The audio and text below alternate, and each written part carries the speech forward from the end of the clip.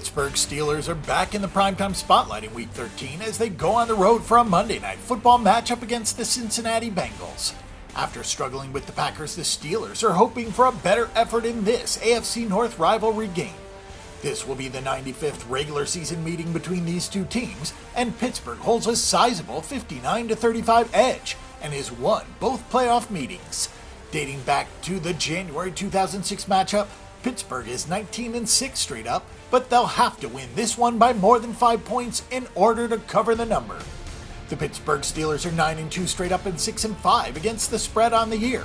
It has not been the prettiest 9-2 as the offense has struggled, but the defense has been among the NFL's best. Pittsburgh has won 6 straight, but has only covered in 4 of those wins.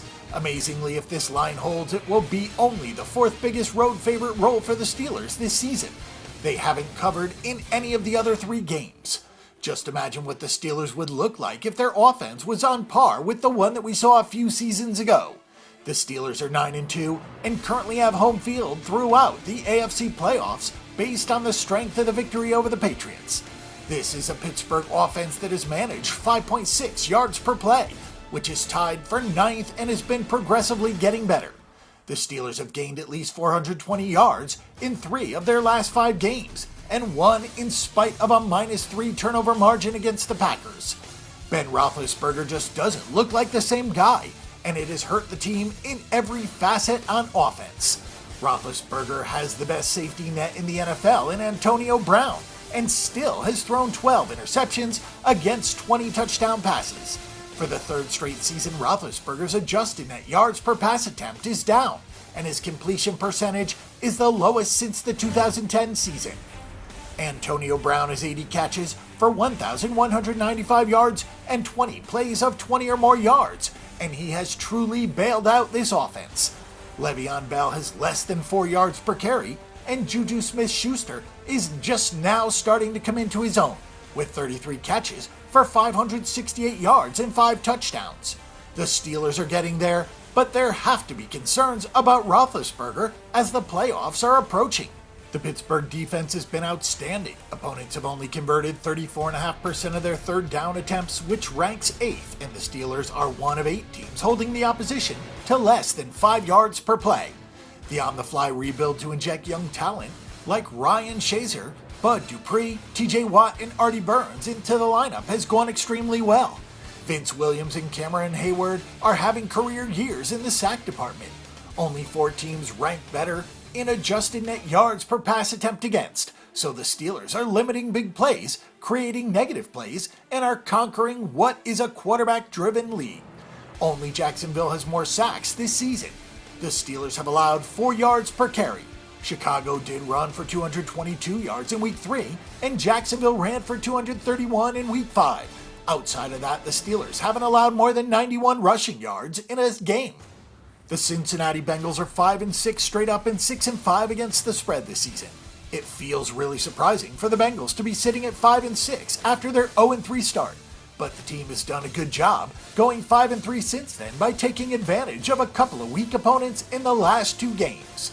There are a lot of bad teams in the NFL because there are a lot of bad offenses.